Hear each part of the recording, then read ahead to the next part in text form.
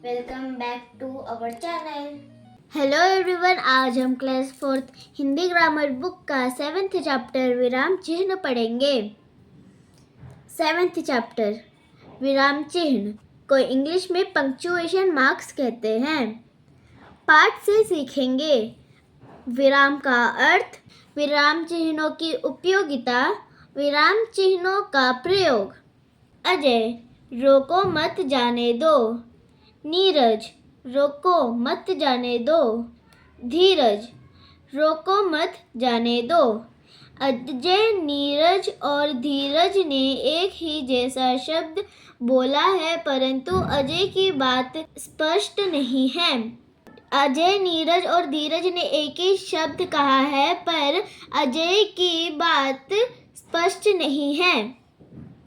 नीरज ने रोकने के लिए कहा और ना जाने की बात की, जबकि धीरज ने रोकने से मना किया और जाने की बात की।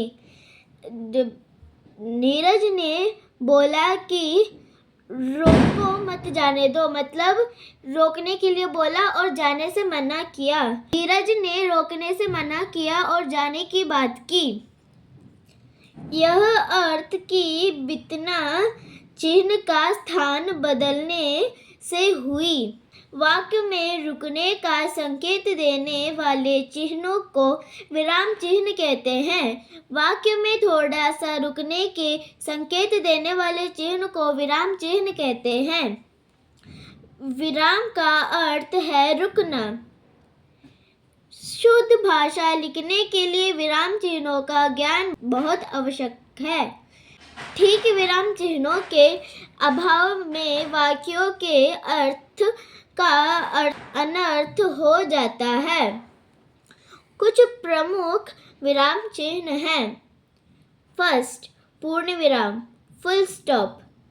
जहाँ वाक्य पूरा होता है वहाँ पूर्ण विराम का चिन्ह लगाया जाता है।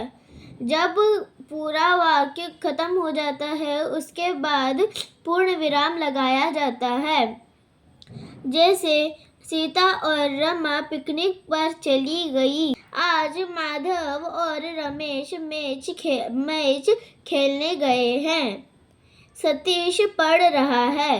ये सब जो रेड कलर के हैं वो सब विराम चिन्ह हैं। सेकंड, अल्प विराम, कोमा।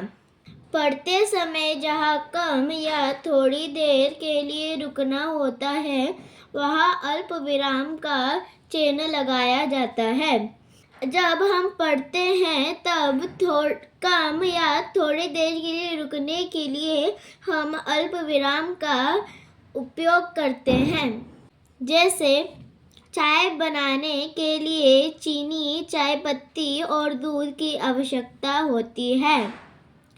आज मैंने कॉपी, पेन, पेंसिल और रंग खरीदे।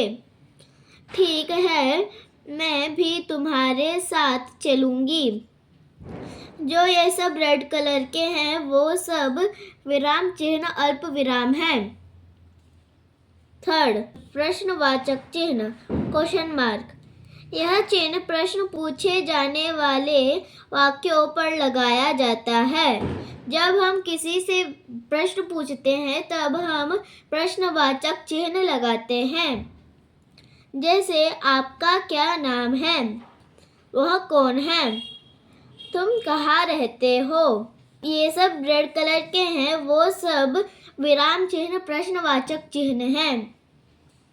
फोर्थ, विस्मयबोधक चिन्ह, एक्सक्लेमेशन मार्क। खुशी, दुख, आश्चर्य, ऋण आदि भाव को प्रकट करने के लिए इस चिन्ह का प्रयोग किया जाता है।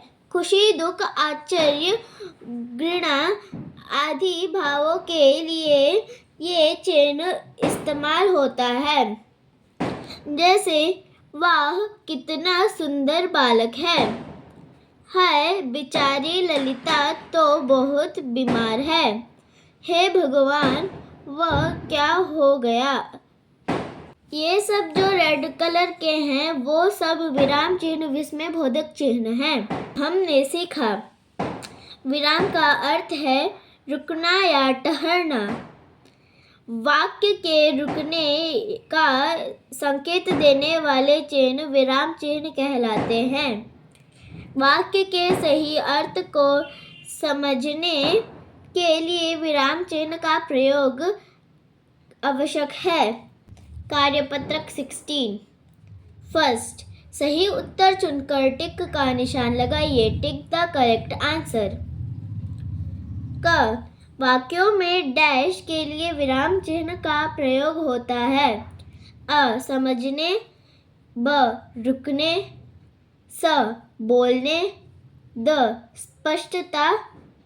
आंसर ब, रुकने के लिए विराम चिन्ह का प्रयोग होता है। ख, साधारण वाक्यों के अंत में डैश का प्रयोग किया जाता है।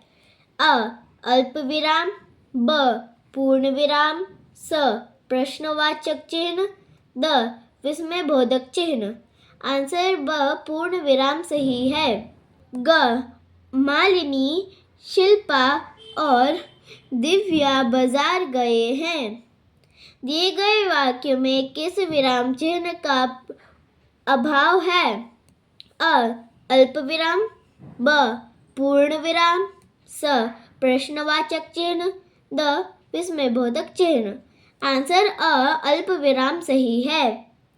घ, थोड़ी देर रुकने के लिए किस विराम चिन्ह का प्रयोग किया जाता है?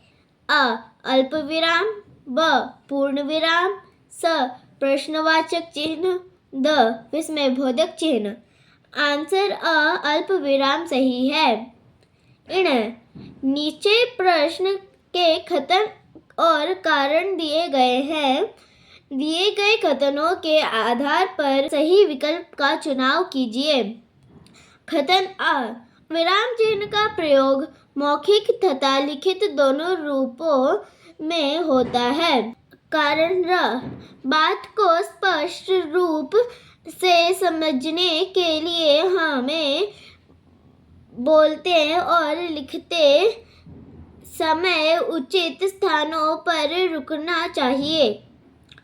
अ, कथन अ गलत है तथा कारण र सही है। ब, कथन अ सही है तथा कारण र गलत है।